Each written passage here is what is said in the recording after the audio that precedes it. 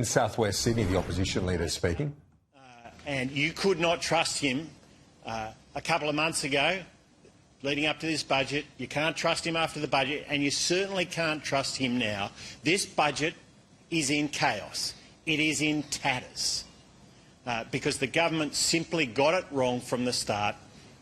No point going on with these carve-outs. Scrap it. Scrap the bill. Start the budget again, because they simply got it wrong. They are taking this country in the wrong direction, and some of the very hardest working people in this country are being told they are not going to get the reward for the hard work that they do every day, they and their families and their employees, their service providers and their customers.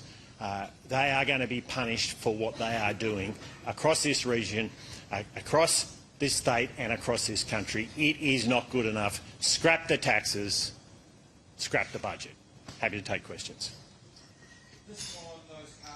PM has announced the small business threshold will be lifted from $2 million to $10 million, meaning 98% of small businesses will have access to a 50% capital gains discount. Is this a win? I tell you, these taxes are a loss for hard-working small businesses. But he's also sending a new signal with this. He's sending a new signal, which is don't grow your business. Don't grow your business.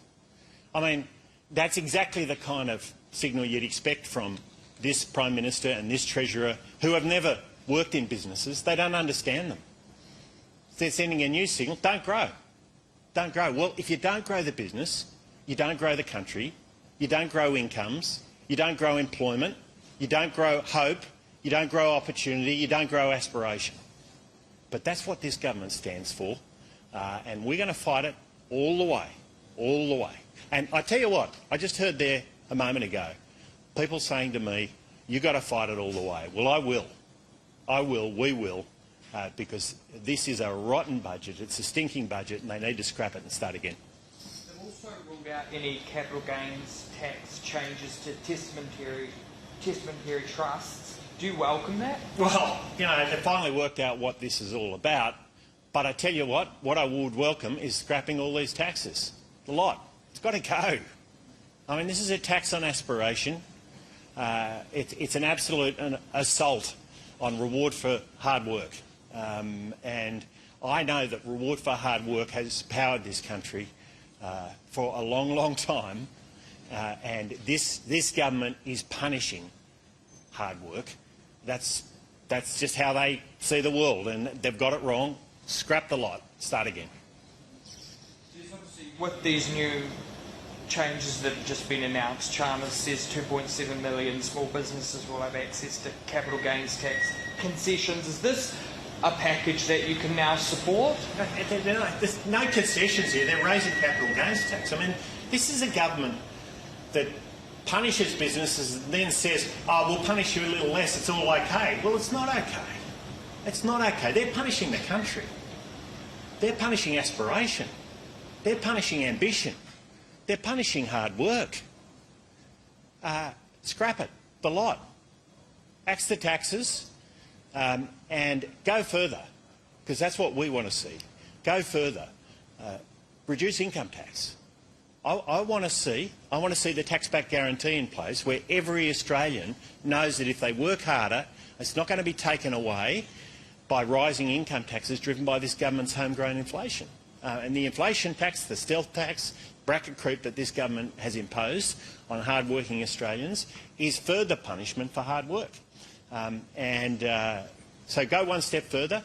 We'll support a bill that does that.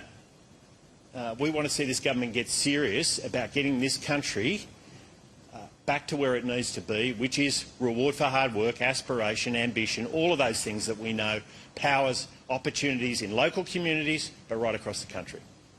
Just on Pauline Hanson's One Nation speech yesterday, that debut speech, do you support abolishing multiculturalism in favour of a monoculture? Well, you know, I think there's lots of questions to answer for One Nation. There are lots of questions to answer for One Nation. I judge people on their character and their conduct. That's how the Liberal and National parties approach things. If she wants to judge people based on the colour of their skin or their race, One Nation needs to explain that.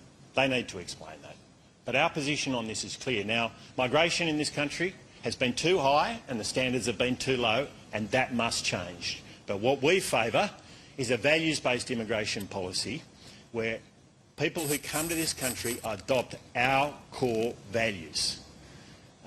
And that is regardless of race or religion or where they come from. We expect them to adopt those core values. That's our position. That's very clear. Do you have any issues with Australians speaking other languages here in Australia? No, but everyone who comes to this country should learn English. It's our national language. And they should learn English. Look, the problem with what we heard yesterday is it's not a credible plan. I mean, we hear a lot of stuff, but where's the credible plan? I understand people are angry.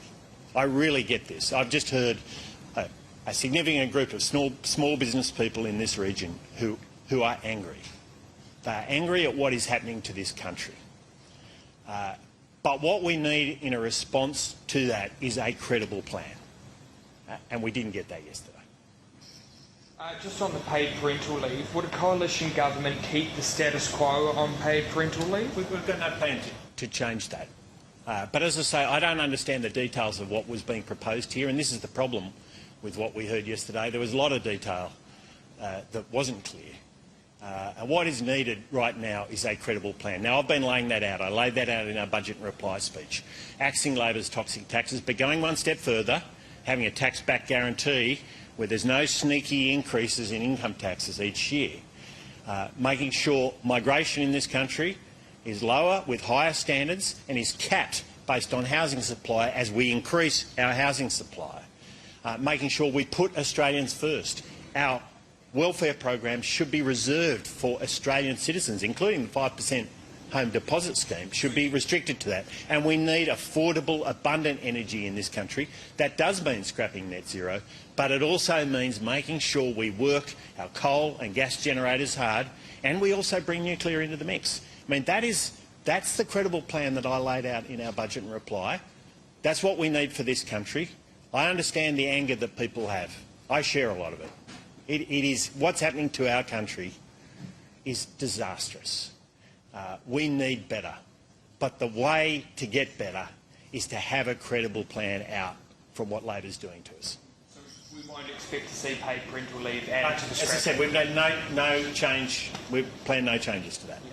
And on nuclear, that is something that you would like to dip your toe into? We've said for some time we'll raise the moratorium. But look, the point here about affordable and abundant energy is we need more energy, not less.